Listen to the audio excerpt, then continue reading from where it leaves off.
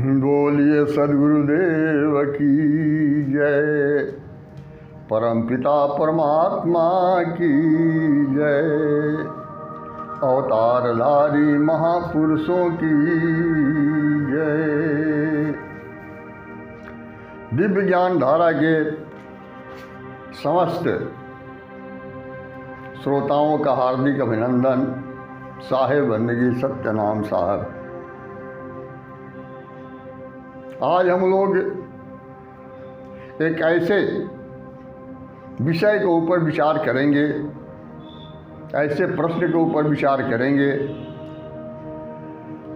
जिस प्रश्न का उत्तर जब से इस मानव सृष्टि की संरचना हुई है और जब तक यह मानव सृष्टि रहेगा तब तक मनुष्य के अंदर उस प्रश्न का उत्तर जानने की जिज्ञासा बरकरार रहेगी। हम देखते हैं कि हर मनुष्य, सृष्टि के अंदर जितने भी मनुष्य हैं, हर मनुष्य यह कहता है कि यह शरीर मेरा है। मन, बुद्धि, चित्त यह मेरा है। शरीर से जितने भी रिश्ते नाते हैं वो सारे रिश्ते नाते, वो कहता है कि सारे रिश्ते नाते हमारे हैं। कि हमारा बेटा है, हमारी बेटी है, हमारा दामाद है, हमारी पत्नी है। ये मेरा मेरा लगा रहता है। और इतना ही नहीं, भौतिक जगत में जो भी वह भौतिक संपत्तियों का अर्जन करता है, उस संपत्तियों के ऊपर भी वह अपना अधिकार दिखाता है कि यह मेरा है। लेकिन यह मेरा और तेरा यह कब तक चलता है? जब तक मनुष्य के अंदर यह श्वास आता है और जाता है। जब तक श्वास आ जा रहा है तब तक सारे रिश्ते नाते और सारा मेरा तेरा यह बरकरार रहता है। लेकिन जिस दिन इस श्वास का आना जाना बंद हो जाता है, उसी दिन यह सारे रिश्ते नाते और मेरा तेरा सब कुछ समाप्त हो जाता है। जब पांच तत्व का पुतला फिर पांचों तत्व विलीन हो जाता है। जिस शरीर को इतना सजो कर रखा, उस शरीर की तीन ही गति होती है।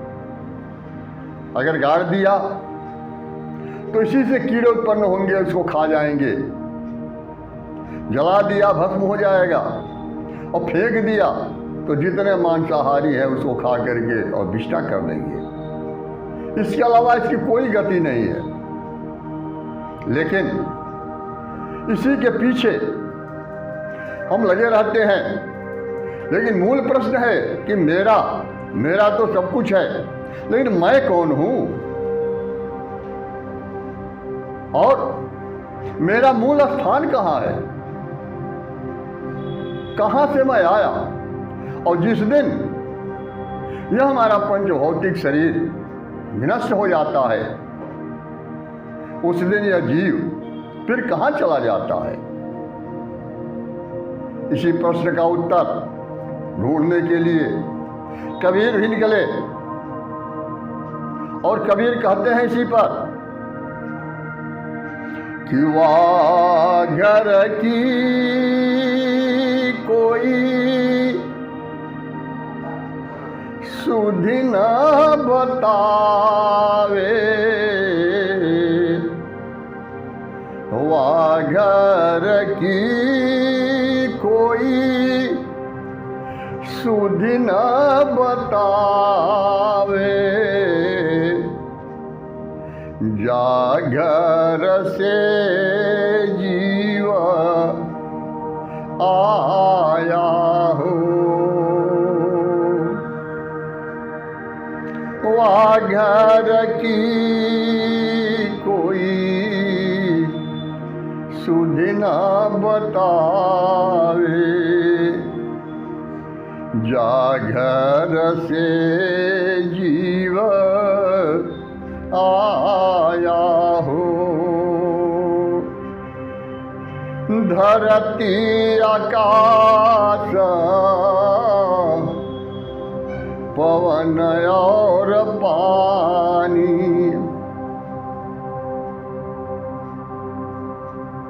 धरती आकाश पवन नहीं पानी, नहीं तब आदि माया हो। ब्रह्मा विष्णु महेश नहीं तब,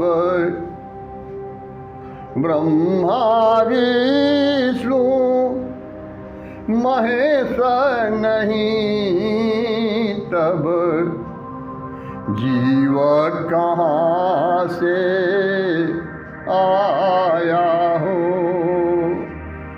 वाघर की कोई सुधि न बताए, जागर से जीव आया हो। जादीन काया बिनसी जाएगा, तो जीव कहाँ पे समाया हो। यह प्रश्न इनके मन में उठता है। आज हम देखते हैं, कबीर के समय में भी था कि कहीं भी देखो तो कोई श्रीमद् भागवत की कथा सुना रहा है मंच पर बैठ करके, कोई रामचरितमानस की कथा सुना रहा है, कोई पुराणों की कथा सुना रहा है। जहाँ देखो अनेक तरह के ग्रंथों का पाठ सभी लोग करते हैं, लेकिन सृष्टि के अंदर ऐसा कोई ग्रंथ नहीं बना है जिस ग्रंथ के अंदर इस प्रश्न का उत्तर मौजूद हो। और कबीरदास कहते हैं कि चारों तरफ मैं घूमा, लेकिन इस प्रश्न का उत्तर कोई बताने के लिए तैयार नहीं है। लेकिन स्वयं कबीरदास जी इस प्रश्न का उत्तर देने का प्रयास करते हैं, क्योंकि कबीरदास स्वयं जब दृष्टा हो गए और जब देखने लगे उनकी दिव्य दृष्टि से, अपने सूरत से, तो सारा दृश्य स्पष्ट दिखाई देने लगा। वही कबीरदास जी कहते हैं कि हे जियरा तू, हे जियरा तू अमर लोक के, हे जियरा तू अमर लोक के, परियो काल बस आए, परियो काल बस आए। मन स्वरूपी देव निरंजन, तुमको है भरमाए। कहते हे जीव, तू तो अमर लोक का वासी है, यहाँ का है नहीं, लेकिन जो निरंजन देव परम ब्रह्म परमेश्वर हैं, जो ब्रह्म मंडल के स्वामी हैं, वो स्वयं उस अमर कोट का, अमर लोक का हूबहू नकल तैयार किए और उस नकल के आधार पर ब्रह्मांड के अंदर हूबहू उसका विस्तार कर दिए और उसी में कोई अंतर नहीं रहा और उसी में यह चेतन आत्मा, यह जीव उलझ करके, फंस करके और आ गया ब्रह्म मंडल पर। और इतना ही तक सीमित नहीं रहा, जो परम परमेश्वर से, अक्षर ब्रह्म से मन की उत्पत्ति होती है और उसके बाद फिर माया है। तो कहा जाता है कि आदि माया किन्ही चतुराई और झूठी बाजी पिंड बनाई। यह आदि माया जो बिल्कुल असत्य, जो असत्य चीजें हैं, जिसका कोई अस्तित्व नहीं है, जो क्षण क्षण परिवर्तन होने वाला है, नश्वर है, उन तमाम चीजों को लेकर के और पिंड की संरचना कर दी,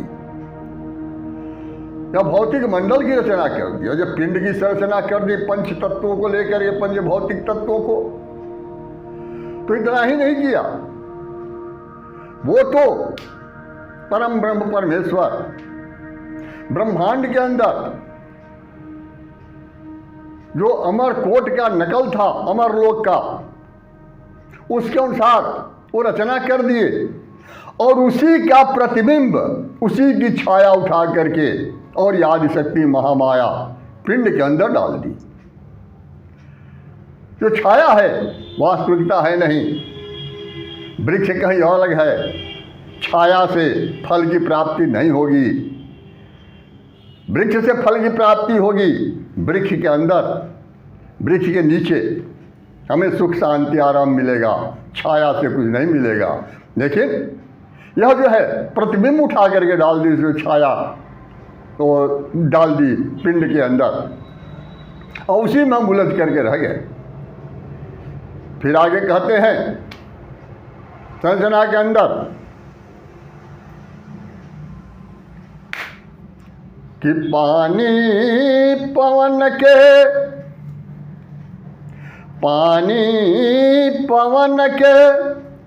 दहिया जमायो, पानी पवन के दहिया जमायो और अग्नि के जामन दीना हो, अग्नि के जामन दीना हो। चांद सूरज दो बने हीरा मथी दहिया घीव काढ़ा हो, मथी दहिया घीव काढ़ा हो। कहते हैं पानी और पवन ये दोनों एक दूसरे के विपरीत गुणधर्मी है। पानी आधार है मन का, इसीलिए कहा गया है श्रीमन नारायण। कहते हैं कि श्री मन महाराज का अयन मतलब घर होता है, नार मतलब जल होता है। श्री मन महाराज का घर जल है, इसलिए मन महाराज का स्वभाव जली होता है। यह मन हमेशा अधोगामी है, हमेशा नीचे की तरफ गिरता है। जब तक संतों का ताप तेज रहता है, गुरु का तेज रहता है सामने, जैसे सूर्य का गर्मी पा करके, और जल गगन मंडल में भाप बन करके चला जाता है, जो बिल्कुल शुद्ध हो जाता है और गगन मंडल में बादल के रूप में विचरण करने लगता है। लेकिन जहाँ उसे शीतलता मिली, क्योंकि उसका स्वभाव है अधोगामी, और तुरंत वहाँ से लुढ़क करके नीचे गिर जाएगा। तो और यही मन, जिसको कहते हैं कि मन स्वरूपी देव निरंजन तुमको है बरमार, यह निरंजन देव ही मन का स्वरूप धारण करके और तुमको भ्रम में धोखे में डाल दिए। कहते हैं कि दोनों एक दूसरे के विपरीत गुणधर्मी, पवन और पानी। पवन जो है तो कहा गया है प्राणा शरीरम गृहम, आत्मा का घर प्राण है, शरीर है, प्राण ऊर्ध्वगामी और जल अधोगामी। यही आत्मा और मन दोनों के मिलन से इस सृष्टि की शुरुआत होती है और उसी को बताते हैं कबीर साहब भी, कहा कबीर साहब कि मनसा कहते हैं कि मन स्वरूपी देव निरंजन, अरे तुमको है भरमाए 5 25 तीन का पिजड़ा, और जामे तुमको राखे। तू तो बिसरी गए वा घर को, तू तो बिसरी गए वा घर को, और महिमायापन भाखे। कहते हैं यह मन जो है 5 तत्व और 25 प्रकृति, 3 गुण, इससे यह पुतला तैयार कर दिया, आकृति तैयार कर दिया, और इसके अंदर तुमको ले आकर के और रख दिया। और तू जो है अपने वास्तविक घर को भूल गया, क्योंकि शब्द से ही आकाश की उत्पत्ति होती है, शब्द आकाश में समाहित हो जाता है, आकाश से वायु की उत्पत्ति होती है, और फिर शब्द और आकाश वायु में समाहित होते हैं, वायु से अग्नि की उत्पत्ति होती है, और सब अग्नि के अंदर समाहित होते हैं, अग्नि से जल की उत्पत्ति है, सब जल में समाहित होते हैं, और फिर जल से पृथ्वी की उत्पत्ति है, और सब के सब पृथ्वी में समाहित हो जाते हैं। और यही 5 तत्वों से इस शरीर की संरचना होती है, और फिर ये पांचों तत्व में विलीन हो जाते हैं, और इसी घर के अंदर ले आकर के और यह कैद कर दिया, बंद कर दिया। फिर वो कहते हैं कि मनसा माया के लोभी, मनसा माया के लोभी, बार बार पछताया हो, बार बार पछताया हो, और लखी न सके नाम साहेब का, लखी न सके नाम साहेब का, और फिर भटका खाया हो, फिर भटका खाया हो। यह मन जो है माया का लोभी है, यह मेरा तेरा में उलझा हुआ है, और बार बार पश्चाताप भी करता है, लेकिन उस सदगुरु परमेश्वर के नाम को तो लख नहीं पाता, और बार बार यह भटकता रहता है। इसीलिए कहते हैं ये कि जब तक नाम से संबंध नहीं जुड़ेगा तब तक हमें यथार्थ का बोध नहीं होगा। फिर वो कहते हैं कि निराकार निराकार निर्गुण है माया, और तुमको नाच नचावे। यह माया भी यह निराकार निर्गुण है, और वह तुम्हें नाच नचा रही है। और चर्म दृष्टि का कुलफा दे के, चर्म दृष्टि का कुलफा दे के, और 84 भटकावे। कहते यही माया जो है हमें चर्म दृष्टि का कुलफा प्रदान कर दी, और हम इस चर्म दृष्टि से चमड़े की पहचान करते हैं, आकृति की पहचान करते हैं, हम अपने आप को भी भूल गए, और यह नहीं समझ पाते कि चमड़े की खोल के अंदर वह तत्व कौन सा है जिसके निकल जाने के बाद यह शरीर विनष्ट हो जाता है, इसका कोई अस्तित्व नहीं रहता। इसीलिए कहते हैं, आगे बता रहे हैं कि 4 वेद हैं जाकी श्वासा, 4 वेद हैं जाकी श्वासा, और ब्रह्माय स्तुति गाई, ब्रह्माय स्तुति गाई। सो कथि ब्रह्मा जगत भुलावे, सो कथि ब्रह्मा जगत भुलावे, और तेहि मार्ग सब जाई। कहते हैं कि 4 वेद वह निरंजन देव की श्वासा है, और इसी 4 वेदों का उच्चारण करके कह करके और ब्रह्मा जो है सारी सृष्टि को भ्रम में डाल दिए, और सब के सब जीव इसी फंदे में फंस गए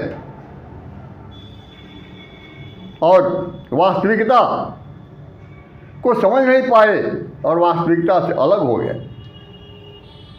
फिर आगे कहते हैं कि योग यज्ञ नियम व्रत पूजा, योग यज्ञ नियम व्रत पूजा, बहु पर पंचय पारा, बहु पर पंचय पारा। जैसे बधिक ओट टाटी के, जैसे बधिक ओट टाटी के, और देवी श्वास ही मारा, देवी श्वास ही मारा। कहते हैं कि यही कर्म कांड की स्थापना करके ब्रह्मा जो है योग यज्ञ नियम व्रत पूजा अनेक तरह का प्रपंच खड़ा कर दिए, और उसी प्रपंच में जीव को फांस दी। जैसे बहेलिया जो है टाट की आड़ दे करके और मधुर धुन सुनाता है। अब शब्द स्नेही जो मृगा है उस धुन को सुनने के लिए मस्त हो करके उसके निकट तक चला जाता है, और तुरंत बहेलिया बाण मारता है और मृगा उलट कर नीचे गिर जाता है, खत्म हो जाता है। ठीक उसी तरीके से इस जीव को अनेक तरह के कर्म कांडों में फांस दिया गया। क्या जीव अपने अस्तित्व को न समझ पावे, या न समझ पावे कि मैं कौन हूँ और मेरा वास्तव में घर कहाँ है, कैसे मैं इस सृष्टि के अंदर 5 तत्व के पुतले में आ करके कैद हो गया, और इससे कैसे मैं अपने वास्तविक स्वरूप को जान पाऊंगा, कैसे मैं अपने वास्तविक घर को जान पाऊंगा, अपने लोगों को जान पाऊंगा कि आखिरकार मेरा सबसे बड़ा हितैषी है कौन। इसीलिए आप कहते हैं कि सद्गुरु पीव जीव का रक्षक, सद्गुरु पीव जीव का रक्षक, उनसे करो मिलाना, उनसे करो मिलाना। उनसे मिले परम सुख उपजे, उनसे मिले परम सुख उपजे, पावे पद निर्वाणा, पावे पद निर्वाणा। कहते हैं कि सृष्टि के अंदर सद्गुरु ही एक है, वही पीव है और वही जीव का रक्षक है। जब तक इस जीव का संबंध सद्गुरु पीव से नहीं होगा तब तक इसका आत्मकल्याण नहीं है। इसलिए कहते हैं कि उनसे जाकर के मेल करो, उनसे मिलने के बाद ही परम सुख, परम शांति और परम आनंद की प्राप्ति हो पाएगी। इस संसार में हर व्यक्ति, जितने भी व्यक्ति मनुष्य हैं, हर व्यक्ति सुख, शांति और आनंद की तलाश में घूमता है। वो चाहता है सुख और शांति और आनंद को प्राप्त करना, लेकिन जिस चीज़ को सुख समझ रहा है वह क्षण मात्र के लिए अनुभूति होती है सुख की, लेकिन फिर वह दुख में परिवर्तित हो जाता है। यहाँ शांति की क्षण मात्र अनुभूति होती है और फिर वह शांति अशांति में बदल जाती है। तो यह क्षण क्षण में परिवर्तन होने वाले सुख और शांति की तरफ ये भागता रहता है और हमेशा बेचैन और परेशान रहता है, क्योंकि जब तक सद्गुरु परमेश्वर के साथ संबंध नहीं जुड़ेगा तब तक परम सुख, परम शांति और परम आनंद की प्राप्ति नहीं हो सकती। और यह तब तक, जब तक यह नहीं मिलेगा तब तक हम शांत नहीं हो सकते। इसलिए कहा गया है कि सद्गुरु पीव जीव का रक्षक, उनसे करो मिलाना, उनसे करो मिलाना, उनसे मिले परम सुख उपजे, पावे पद निर्वाणा, पावे पद निर्वाणा। जुगन जुगन हम आय पुकारो, जुगन जुगन हम आय पुकारो, कोई कोई हंस हमारा, कोई कोई हंस हमारा। कहे कबीर ताहि पहुँचाऊँ, कहे कबीर ताहि पहुँचाऊँ, ओ सत्य पुरुष दरबारा, सत्य पुरुष दरबारा। कहते हैं कि हर युगों में मैं संसार में सृष्टि में आया और आकर के चेताने का प्रयास किया, लेकिन जो भी हमारा हंस था उस हंस को मैं पकड़ करके सत्पुरुष के दरबार तक पहुंचा दिया। अब यहाँ भ्रम की स्थिति पैदा हो जाती है, लोग समझ लेते हैं कबीर दास को ही कबीर समझ लेते हैं, लेकिन नहीं। यह जो है, जो आदि नाम के 16 वंशज है, जिसको कहा गया है कि आदि नाम को प्रणाम, गाजत गढ़ आठों जाम, सोई सर्वज्ञ राम संतन सुखदाई।